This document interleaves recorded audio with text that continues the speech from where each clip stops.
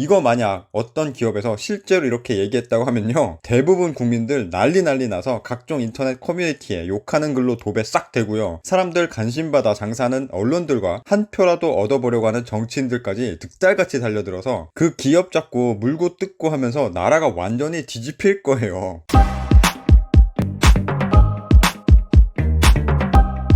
컴하이, 안녕하세요 시청자 여러분을 부자로 만들어드리고 싶은 컴하이입니다. 한창 유행했던 밸런스 게임 중에 이런 항목이 있었는데요, 내가 가장 싫어하는 원수에게 99억을 주고 나는 1억을 받는다면 1억을 받는다 안 받는다, 형님 누나들이라면 어떤 걸 선택하시나요? 이거 해보시면 알겠지만 정말 많은 사람들이 원수가 잘 되는 꼴을 못 본다며 1억을 안 받고 말겠다고 하더라고요. 나 형님 누나들 절대로 이런 선택하면 안 됩니다. 당장 없어도 큰 지장 없는 10만원 100만원도 아니고 1억이에요 1억. 내가 정말로 싫어하는 그놈이 99억을 받던 1000억을 받던 도대체 뭐가 중요해요? 이건 어렵게 생각할 필요 없이 내 수중에 돈 1억이 생기냐 안 생기냐 그것만 보면 되는 겁니다. 1억 시드머니가 있으면요, 투자에서 불릴 수 있는 투자처가 얼마나 많이 늘어나는데요, 이거 모으려고 한 달에 800만원씩 모아도 1년 넘게 걸리고요, 400만원씩 모으면 2년 넘게 걸리고, 200만원씩 모으면 4년 넘게, 100만원씩 모으면 8년 넘게 걸리는 엄청난 금액이잖아요. 형님 누나들, 1억이 지금 당장 있냐 없냐로 내 인생이 달라진다니까요. 누구는 없어서 난리인데 그깟 배가 아프다는 이유로 1억을 포기해버려요? 그러니까 대부분 사람들이 부자가 되지 못하는 거고요, 사회 전반에 이런 배아파리즘 때문에 벼락거지가 되고 있는 거잖아요. 지금 집값이 개폭등하는 것도 다 배아파리즘 때문이라니까요. 자, 여기 재건축 대상 단지가 있습니다. 지금은 1000세대가 거주하고 있는 이 아파트 단지를 허물고 새 아파트로 다시 지으면 1200세대가 돼서 200세대가 추가로 더 좋은 주거 환경에서 거주할 수 있게 되는데요, 여기서 손해보는 사람이 있나요? 전혀 없죠.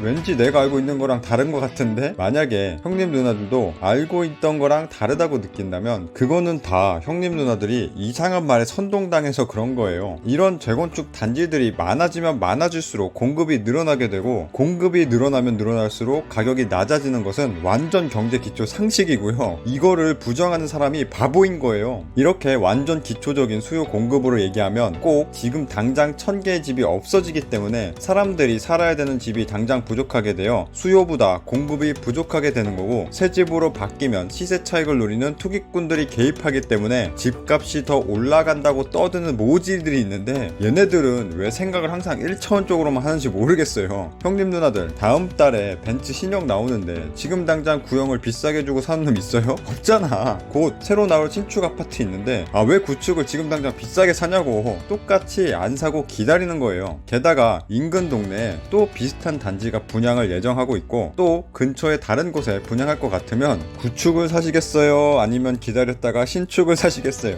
대부분 신축 사겠다고 기다린다니까요. 기다리지 못하는 사람들만 그나마 싸게 구축 사는 거예요. 이렇게 사람들이 구축 안 사고 신축 기다리고 있는데 분양이 계속 나와 물량이 쌓이면 쌓일수록 가격은 더 내려가는 거고요, 공급 앞에 장사 없습니다. 사려는 놈보다 팔려는 놈이 많으면 남들보다 싸게 팔지 않으면 팔 수가 없어요. 이건 경제학 원론이고요, 실제로도 서울에 미분양 막 나고 그랬었어요. 이런데도 경제학 원론이랑 싸운다검? 그런데 왜 이상하게 많은 사람들이 잘못 알고 있을까요? 이게 다 현재 소유자들이 개발 이익을 누리는 건 배가 너무 아프기 때문에 절대 허용하면 안 된다고 하고 있어서 그런 거예요. 명분은 그럴싸하게 시세 차익을 누릴 수 있는 건 국가가 그 지역 인프라를 제공해주기 때문이고, 기왕이면 다같이 잘 사는 게 좋은 거라며 착한 척 떠드는 건데, 사실 인프라 깔고 관리하는 그 세금 그 지역 아파트 단지 사람들이 낸 거거든요. 집 살 때 취득세 내고요, 살면서 보유세 계속 내잖아요. 그런데 한번 생각해보세요. 거기서 살고 있는 전세입자는 뭘 하나요? 세금도 한 푼 안 내죠. 계약기간 끝나면 그대로 보증금 돌려받아서 공짜로 살죠. 국가가 집주인들에게 세금 받아서 유지보수하는 인프라까지 공짜로 다 누리고 있잖아요. 무주택자는 서민이고 유주택자는 부자라고요? 서울에 70억짜리 전세 사는 사람은 무주택자니까 서민이고,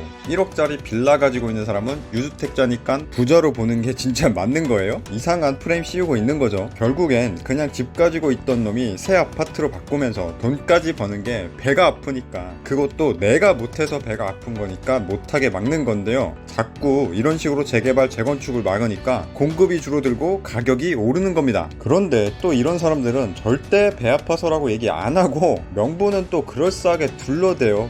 다 같이 잘 사는 게 좋은 거다라면서 공공임대를 더 넣어야 된다. 분양을 비싸게 하면 주변 시세를 끌어올리기 때문에 분양가 상한제를 해야 한다. 지들 이득 보려고 개발하는 거라 이주비를 지원해주면 안 된다. 재건축을 하고 나서 이득이 생기면 국가가 환수해야 된다 등등 온갖 규제 정책으로 사실상 사업을 못하게 막아버리는 건데, 이게 결국 쟤들이 갖는 건 배 아프니까 같이 못하게 뺏어서 나누자는 거거든요. 그러니까 공급이 계속 줄어들 수밖에요. 집주인들의 이득을 막으려고 하는데 그 사람들이 미쳤다고 손해보면서 집을 짓겠어요? 이렇게 얘기하면 또 나는 아닌데? 그래도 좋은 집 생기고 집값도 오르니까 그 정도는 충분히 감수할 수 있고 그렇게 하는 게 옳은 건데, 걔들이 지들만 생각하면서 욕심내는 욕심장이라서 그런 거라며 마치 집주인인 척 얘기하는 사람들이 있는데요. 그런 사람들한테 월급 2,000원 올려줄 테니까 하루에 1시간씩 더 일하라고 하면 아무도 안 하고 쌍욕할 거면서 이거는 남의 일이라고 마치 본인은 착한 사람인 척 쉽게 말하는 거예요. 이거 만약 어떤 기업에서 실제로 이렇게 얘기했다고 하면요, 대부분 국민들 난리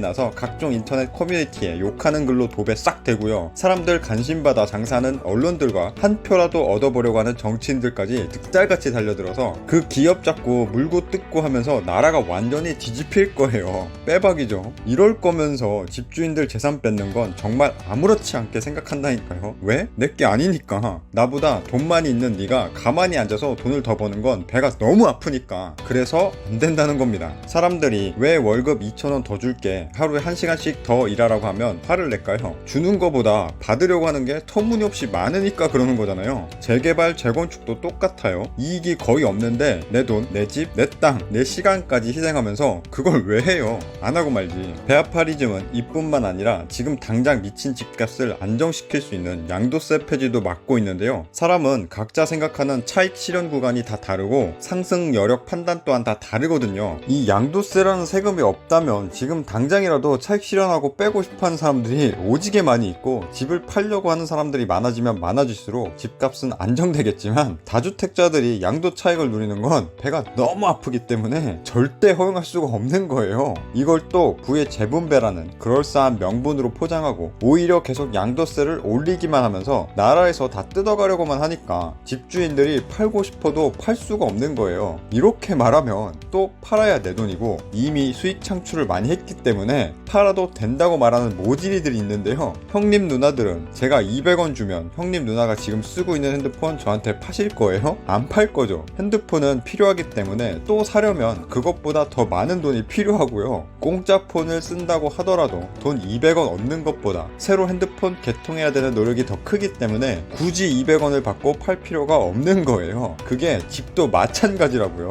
지금 내 집 팔면 양도세 때문에 그 동네에서 비슷한 집은 다시는 못 사게 되고요. 그 동네는커녕 훨씬 가격이 낮은 지역으로 엄청 멀리 밀려나가야 되는데 나라의 세금 잔뜩 내면서까지 집을 왜 팔아요? 안 팔고 말지. 이러니까 사람들이 집을 안 팔게 되는 거고, 집을 팔려는 사람이 없으니까 살 수 있는 집의 숫자가 부족해지는데, 지금 이 순간에도 새로 집을 필요로 하는 사람들은 계속해서 생겨나거든요. 결혼 인구가 줄었다고는 해도 매년 새로 결혼한 사람들이 생겨나고요, 매년 대학교 졸업한 사람들이 생겨나고요, 매년 기업에 취직한 사람들도 생겨납니다. 매년 매번 신규로 집이 필요한 사람들이 나오는 거예요. 살 수 있는 집은 부족한데 사야 되는 사람들은 계속해서 생겨나니 어떻게 돼요? 수요가 공급보다 많으면 가격이 올라갈 수밖에 없는 거예요. 이때는 남들보다 비싸게 안 주면 못 사는 겁니다. 이렇게 공급이 부족해져서 집값이 계속 미친듯이 올라 벼락거지가 되더라도 집을 가지고 있다가 시세 차익이 나서 파는 거는 배가 아프기 때문에 양도세 폐지를 못하게 하는 거예요. 정말 답답하죠. 양도세 폐지조차 배 아파서 못하겠으면 우리나라에만 있다는 전무후무한 전세라도 활성화시켜가지고 매매 수요를 분산하고 가격을 안정화시켜야 되는데, 현재 임대인들이 나중에 세제 혜택 받는 꼬라지는 배가 아프기 때문에 임대사업자 혜택도 주면 안 된다고 난리